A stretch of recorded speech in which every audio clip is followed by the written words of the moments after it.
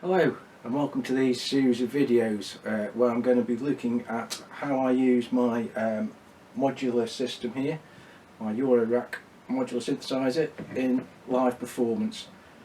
I decided to do these videos two reasons really.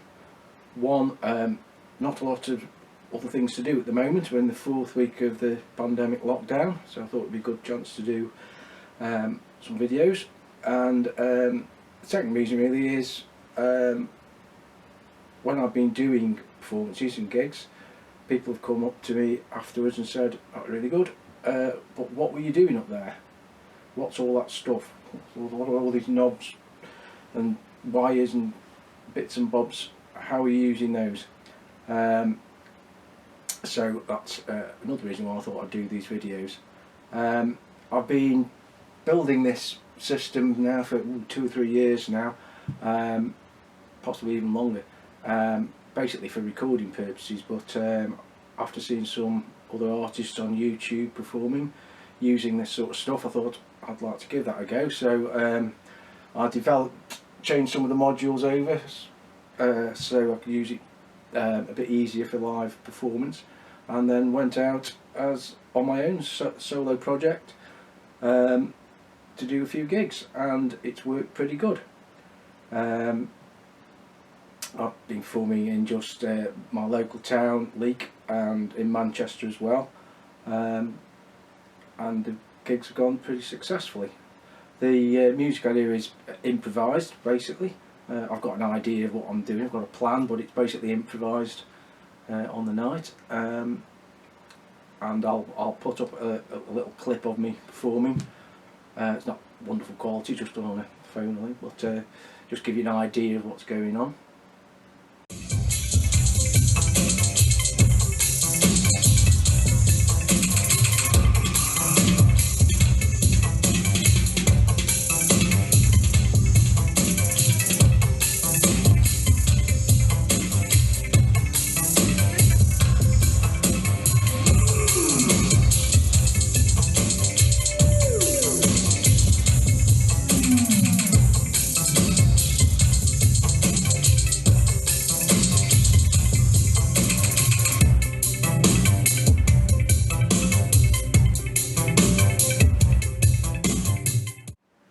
So I'm going to do a few videos on how I use this equipment.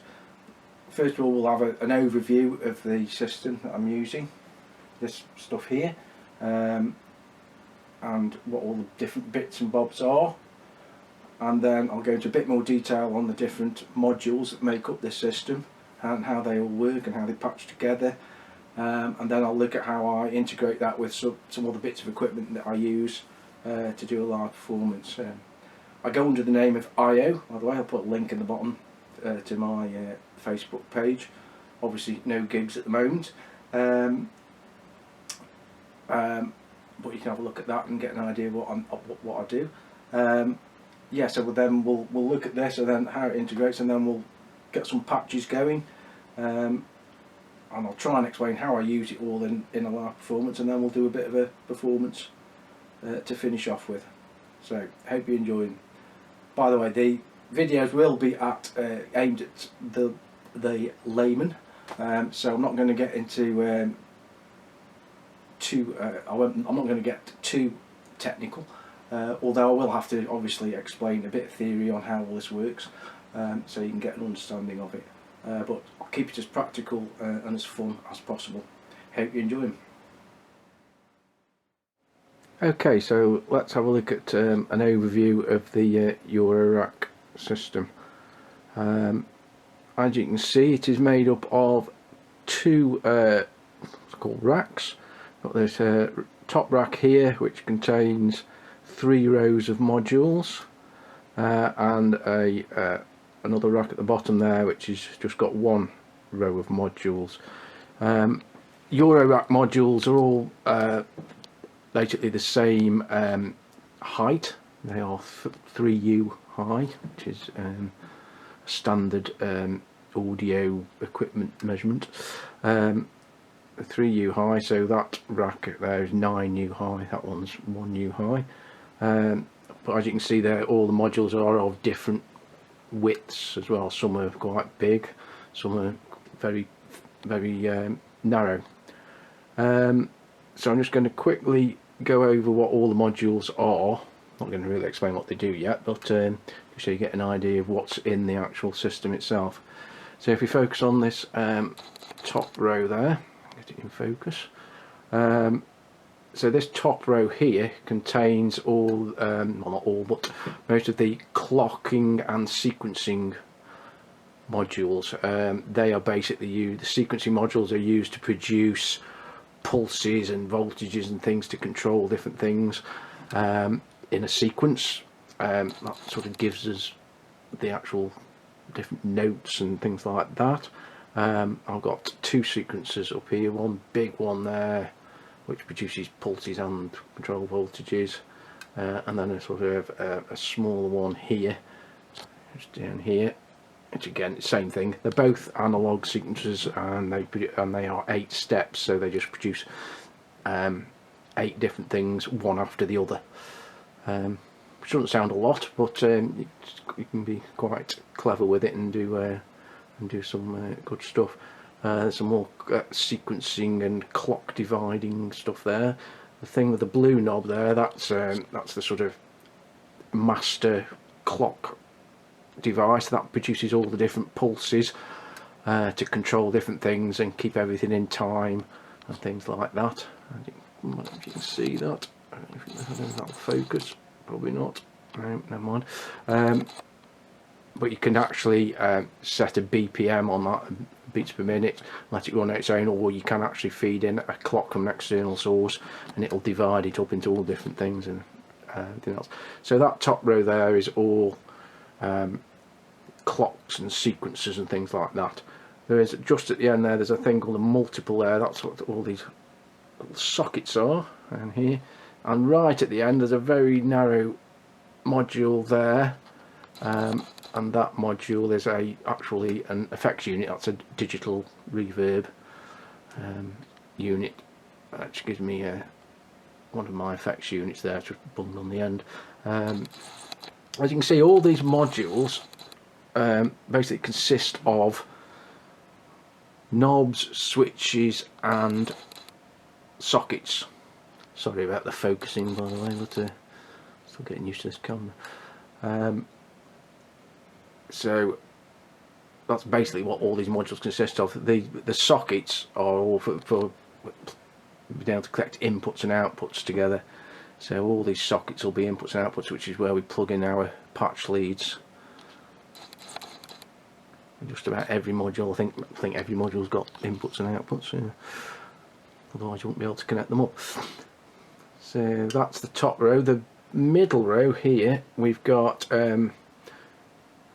this is sort of the bit that sort of produces the sounds, or some of the sounds anyway. We've got the first 2 modules here and here are oscillators. They actually produce audio sound. That's where the sound initiates from. Then we've got a filter here, and a filter just lets you alter the tone of the sound. And this thing here, the lights on, and the big centre black knob there, that's thing's got a great name. It's called the Music Thing Modular Turing Machine, which is wonderful, and it basically produces random voltages, which lets me create random things happening, and you can actually fix the randomness and alter the amount of randomness with it. It's quite a nifty module, that is. Then we've got this black module here, and that is a Erica Synth's stereo digital delay module. So we've got a digital reverb there and a digital delay there, which is actually built into the Eurorack system. I used to use an external effects rack, which was fine, worked great, along with this external mixer down here, as you can see. I used to use those live, but it's more stuff to carry, more stuff to connect up, and as you imagine, it takes quite a while to connect all this stuff up, and when you're in a gig situation, especially if there's other acts on, you haven't got a lot of time. So the more you can build it into the Eurorack system, the better. And saying that, the next module next to it, these two modules here actually go together, and that is a 6-channel analog mixer, so that lets me mix my different sound sources together actually in the Eurorack, so I don't have to bother with using this external mixer. Those are all the patch leads that I use, by the way, on top that mixer there. So that's the built-in Eurorack mixer.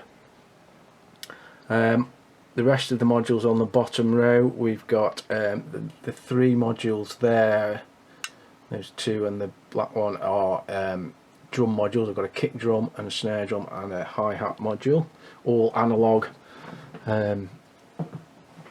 Actually the hi-hat one isn't analog, but the kick drum and snare drum are analog circuitry based on the TR-808. So they produce some of my drum sounds that I use live. Kick drum, snare drum, hi-hat.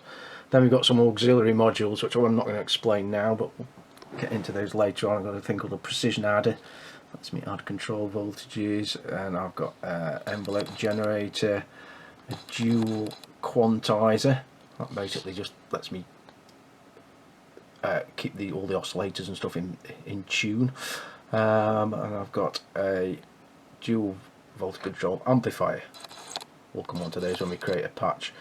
Another little sequencer thing here, the multicoloured knobs on it. That's mutable instruments, grids, and that it's called a topographical. What's it called? Topographical drum sequencer. Best way to describe that is it produces random pulses to control the kick drum, snare drum, and hi-hat, but it produces sort of random patterns that I can adjust and control and things like that, so it gives a nice bit of variation. When the sequences are playing, it's not just a bogged down bum-tish regular sequence. I can actually vary it a bit, which is quite nifty, that is. That's the bottom of the mixer. Then moving down to the bottom rack, we've got a module on the left is called a 2HP pluck, and that is another sound source. It's actually a digital module, and it produces it's a physical modelling module, and produces a sort of string-like sound. It's quite interesting. Things with the flashing lights, we've got two of them, one there and one over here. Those are called LFOs, low frequency oscillators. So they're like the oscillators up here, but they actually produce a very low frequency waveform, which is used to control other things. And we've got a thing called a CVS, which is a control voltage source. That just lets me control things separately. I'll come on to that later. This one with the red button, you have to forgive my focusing, it's not very good at all. The thing with the red button is basically a little mini sampler, and it lets me play things off this SD card here. I can put samples on there, and it plays them. You can tune into the different samples like a radio station, because the samples are playing all the time. You'll see how that works when we get it going, which it gives a bit of variation to the thing. These modules here I don't actually use live. I've got a dual slew limiter, a offset generator, a voltage controlled switch. They're just there to basically fill up the module. I don't actually to fill up the rack. I don't actually use those live at the moment. Could do. Here we've got a little sub mixer, which is great because I've actually got more than 6 sound sources, and I've got my 6-channel mixer here, but I've got more than six sources, so I use this sub mixer to submix some of the sounds before it goes into the main mixer there. There's the LFO. All the sockets with the switches, I've got one there and one here. These are called switch multiples, and they let me create multiple outputs from one input, or multiple inputs from one output, and let me switch between them. So it's great for being able to switch patches. Again, you'll see how I use those. when we start set up patches. That's just the power supply for the bottom module, for the bottom rack, sorry. The actual power supply for the top rack is built into the rack at the back. So these just run off normal mains and then they go into the rack, and then the rack actually has got its own built-in power supplies to create the 12 volts and 5 volts that the modules need to run. So that is the overview of the Eurorack system, and in the next video we'll get to look at a very basic patch and some basic principles on how we use triggers and things like control voltages and things, and how the basic principle of how a modular synthesizer works. And we'll look at some basic patches, probably looking at some of the oscillators and filters and things like that as well. See you next time.